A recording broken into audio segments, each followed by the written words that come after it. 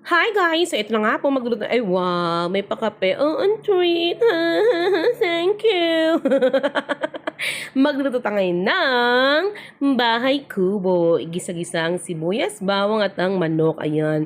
Pati yung ilagay ng karne. Ay, mali. Ang gulay. Ano ba yan? May sumilip kasi.